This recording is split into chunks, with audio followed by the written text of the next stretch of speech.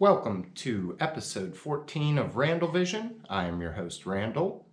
Today, we've got a couple of topics. One off the heels of some of the last couple videos. There's a word of caution that comes with doing the work, and it's to not get caught up in it. That it is an important part of your life, but all aspects of your life ought to be balanced. So becoming too heavily invested in like introspection and stuff like that, trying to work on self-improvement, getting bogged down in those things, if you do it too much, that's counterproductive. The greatest wisdom comes in doing.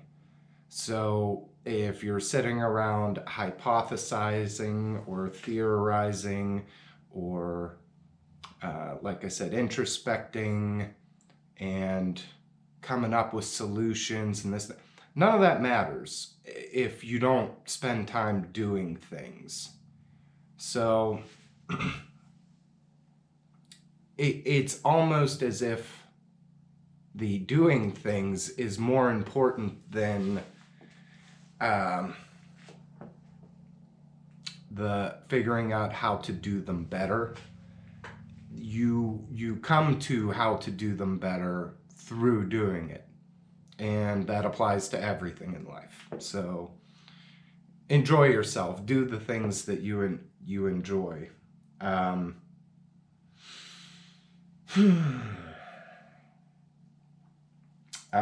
So yes, the title of the episode here, or the working title I had, is Build Your Own Dyson Sphere. This was an amusing kind of thought of the week here that I've been kicking around. And so to literally build your own Dyson Sphere, what are we talking about?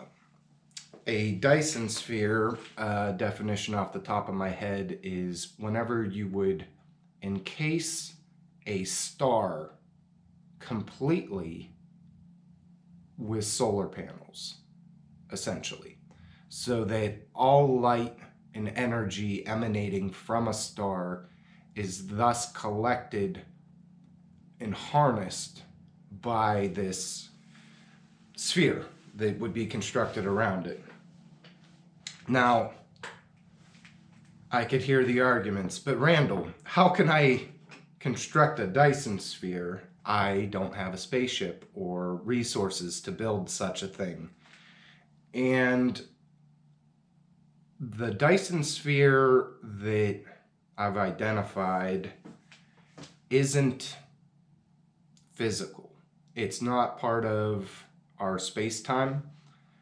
So we'll do a thought experiment where we step outside the bounds of time and space, and in this place we have, like, it's hard to describe what goes on out there because we don't know and never will know. So, but for sake of conversation, let's say there's an area in this realm outside the bounds of time and space, and you take the object, which is the will to live, the will to power, whatever the thing in itself that operates behind the scenes of reality, that thing, that the actual thing, you take that and you put it in the space outside of the bounds of time and space, the area, and to construct a Dyson Sphere around that raw, limitless, or near limitless potential, what are we going to build around it to contain it, like the solar panels around a star? And that is an ego. So blending a few different thoughts here.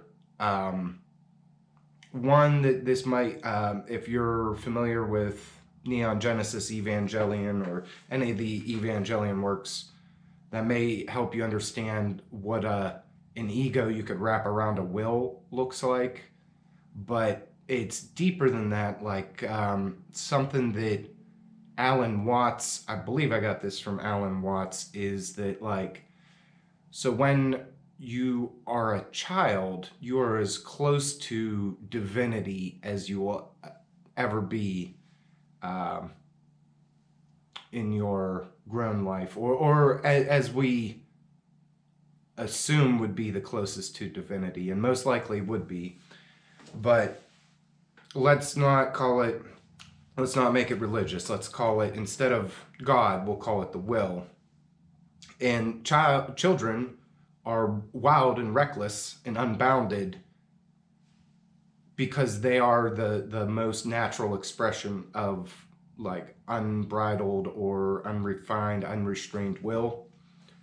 And then as we grow, we become more civilized, or we grow up, we become an adult, and we become ourselves. And when we try to figure out who we are, this creates the ego, and it binds and bounds that will. That is the Dyson sphere that you are constructing around the will.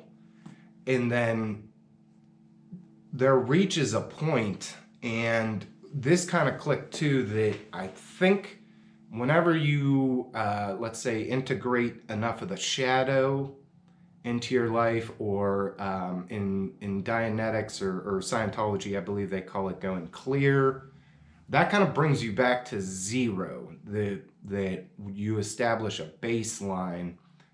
And then our journey may be to travel beyond that, where instead of just acknowledging your divinity or your oneness with the will, the thing in itself that operates all of everything, then you even advance further beyond that. And that sounds awesome. So why does this, why do I call it a Dyson sphere? Because the energy that is harnessed or whatever, we see and use it. Like, that is why reality exists. It takes a lot of energy to make reality happen. So you need a mechanism that permits that to exist, or I don't know. So like, in that this process occurs for each person. So going back to the all men are created equal, and by men I mean humans, that's not a gender thing. We we are the authors. We take ownership of the thing that runs our life. And it's a process that lies outside the bounds of materialism. Like, you have to transcend materialism for this to even make any sense. That trying to describe it to some people, I could tell that they would have a stumbling block of like, okay, well, how does this make me rich? And it's like, what do you mean make you rich? It is the foundation of your existence. Isn't that like a little more important than being wealthy? But anyhow, I'm reserving the right to be completely wrong on this. I just thought it was interesting to blend a few different topics into something that people could actually wrap their heads around, and that is also wholly ineffable. They're like, whatever it is I'm trying to describe, if it does exist, it does not exist within inside the bounds of time, space, and thus we shouldn't even be talking about it in the first place. So, wild speculation. Did I invent the motor that runs the world, or could run the world, or revolutionize the world? Or did Randall do that? No, I don't think so.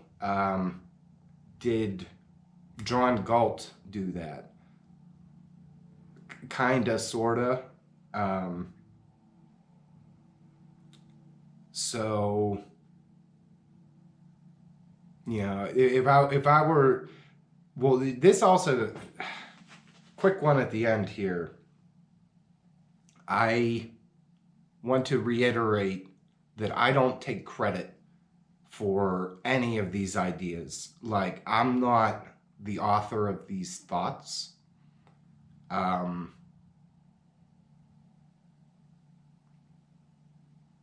take other people's thoughts and I play around with them like Matchbox cars.